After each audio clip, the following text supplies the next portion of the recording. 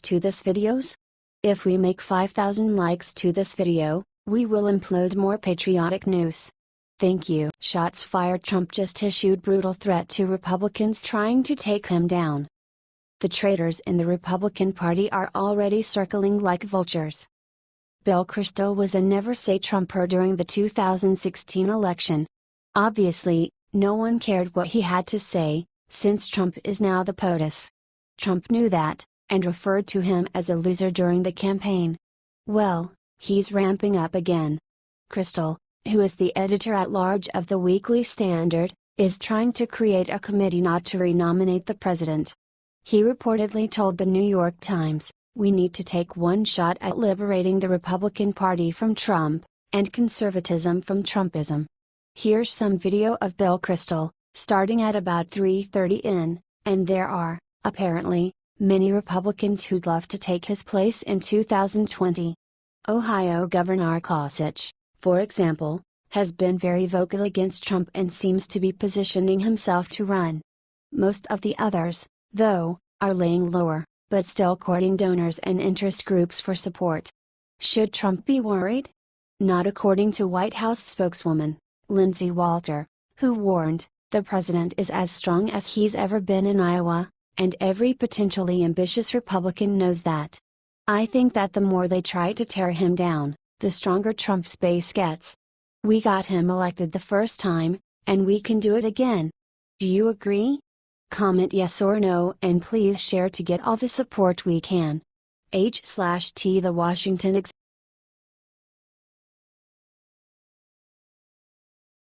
McMaster just got on TV, and said one thing about Trump that will leave jaws hanging. President Trump has been taking heat lately for not announcing a comprehensive military plan in Afghanistan, but one guy has his back.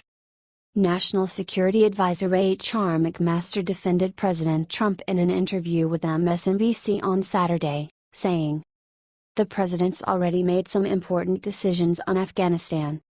McMaster, however, emphasized that the president is not interested in announcing his strategic plans. "We're not gonna talk tactics anymore, right?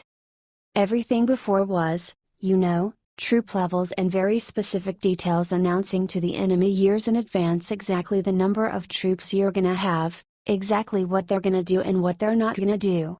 And so the president has said, that is not the way to fight a war. It never has been. This is an invention of recent years." Boom. Seriously. It never made any sense to broadcast so much of our military strategy on national television. McMaster said that now that they are no longer doing that, they have seen tremendous success in the region. There's a tremendously successful campaign going on with Afghan forces in the lead. It's an unreported campaign in Nangarhar province of Afghanistan. McMaster also praised the president's decision to let the Pentagon lead the military campaigns, saying, "The president has said that he does not want to place restrictions on the military that undermine our ability to win battles in combat.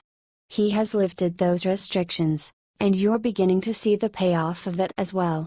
It was a long interview, but it's worth a watch. Here you can watch part 1. McMaster's interview puts to rest rumors of President Trump's incompetence. According to McMaster, the Afghanistan fight is going better than ever before, and it is in large part because of President Trump's leadership. Isn't it great to have a real leader in charge who knows how to win? Share if you think so, patriots. H/T The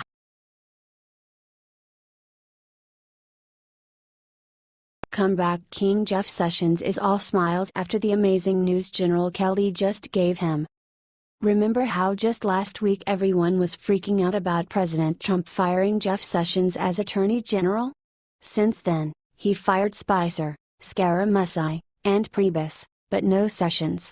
Well, in case you were still wondering the fate of Jeff Sessions, General Kelly just made a call that will clear that up for good. General Kelly just told Sessions he will get to keep his job as Attorney General. According to the Associated Press, the call was made on Saturday, right after he was appointed the new Chief of Staff, and lets Sessions know his job is secure. However, this is not the only message Kelly delivered to Sessions in that call. He let AG Sessions know that President Trump, despite keeping him, is still very upset over his Russian recusal and the way he has been prioritizing his Justice Department so far. So, it would be presumptuous to say that Jeff Sessions is out of the woods just yet, however his job is safe. For now. Still, despite Trump giving General Kelly many new authorities as Chief of Staff not delegated to Reince Priebus, at the end of the day he too serves at the pleasure of the President. So, Sessions, just remember who you work for and you should be fine. Share this out everywhere if you are glad to see Jeff Sessions back on Trump's good side, at least, for now. Share.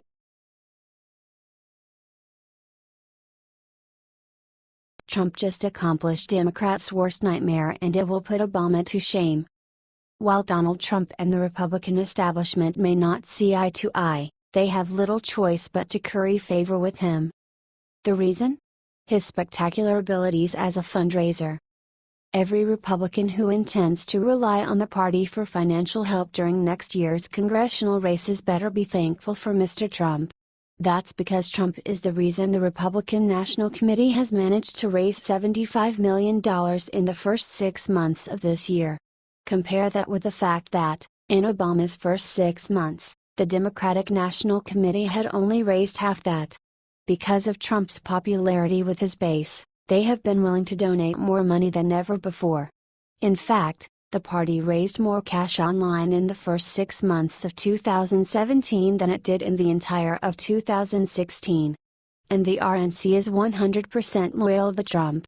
RNC Chairwoman Ronna Romney McDaniel, who happens to be Mitt Romney's niece, has said, "He American people put him in office to accomplish his agenda. And while he's at odds with some GOP establishment, the ones who are coming up for re-election won't openly defy him. They absolutely need him. I'm not sure what that says about them. Or maybe I am.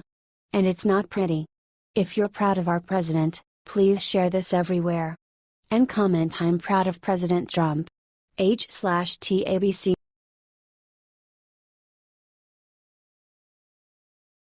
Huma just revealed Hillary's darkest secret in newly released emails that will leave the world stunned. Uh-oh. The Judicial Watch just got their hands on some prime Hillary Clinton emails that reveal the huge conflicts of interest she had between her position as Secretary of State and her role in the Clinton Foundation. The emails in question were sent to and from Hillary's right-hand woman and personal assistant Huma Abedin, and they are jaw-dropping. Many of the emails are from donors, including a Clinton Library donor, asking for jobs or meetings. Judicial Watch President Huffington said of the discovery, pay-to-play, classified information mishandling, influence peddling, cover-ups, these new emails show why the criminal investigation into Hillary Clinton's conduct must be resumed. He later said in an interview with Fox News, "It's hard to tell where the Clinton State Department ended and the Clinton Foundation began. It was almost like a seamless operation. Nowhere on these emails does anyone say Mrs. Clinton is not involved in the foundation. Stop coming to us for favors. These emails are truly scandalous."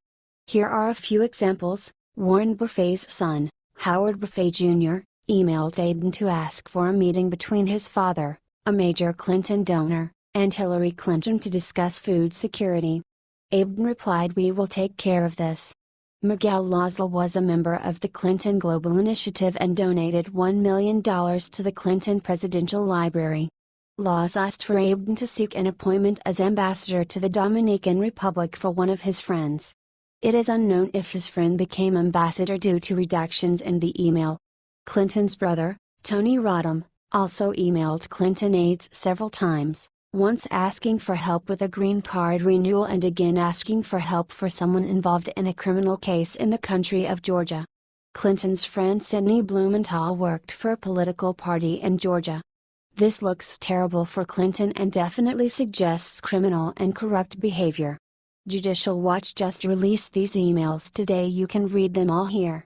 We need to spread this far and wide because we know the mainstream media isn't even going to bother covering this huge scandal.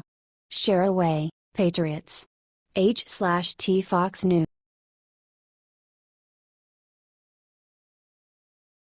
Triumph. What Trump just achieved for the first time ever in America will have all Americans smiling. 22,000. That's a big number.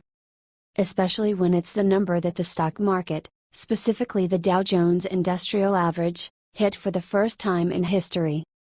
And it's all attributable to the election of President Donald Trump. Of course, the MSM won't report that. Not if they can help it.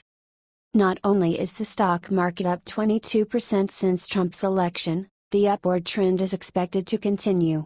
The Nasdaq and S&P 500 are also trading higher. The very strong performance of the stock market, the strongest in history in fact, not the only good news since Trump was elected. We are also experiencing the lowest unemployment rates in decades. Unemployment amongst African Americans is at its lowest level since 2000. That's 17 years, y'all.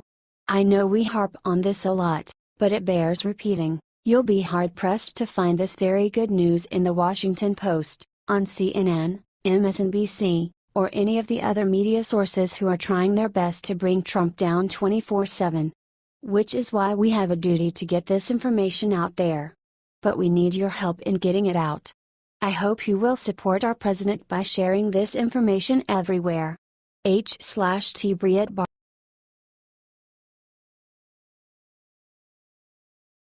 Loretta Lynch's dirty secret just leaked and it's worse than anyone could imagine. On Friday, Kim.com dropped this bombshell on Twitter. He posted this on Friday and showed that Loretta Lynch was using an alias to contact certain DOJ officials. The Department of Justice was forced to release hundreds of emails to the American Center for Law and Justice, ACLJ, about AG Lynch's secret meeting with former President Bill Clinton. Someone noticed that Loretta Lynch used a different name to hide her identity from Department of Justice officials. See that above? AG Lynch aka Elizabeth Carlisle then responded with a thanks to all who worked on this. In another message from May 29, a message from the Attorney General was sent to Elizabeth Carlisle's account. Then some internet sleuths took it farther. They found that Loretta Lynch used her grandmother's maiden name as her pseudonym. Loretta's grandmother's name is Lizzie Carlisle Harris. Check out her grandmother's death certificate below. It's time that we look into this Elizabeth Carlisle. The deep state forgot to cover up their emails. Share this everywhere to help bring Loretta Lynch down. The nation needs to know about this. Why does it appear that she is using a fake name in communications? She needs to be subpoenaed and questioned for her meeting with Bill Clinton on the tarmac.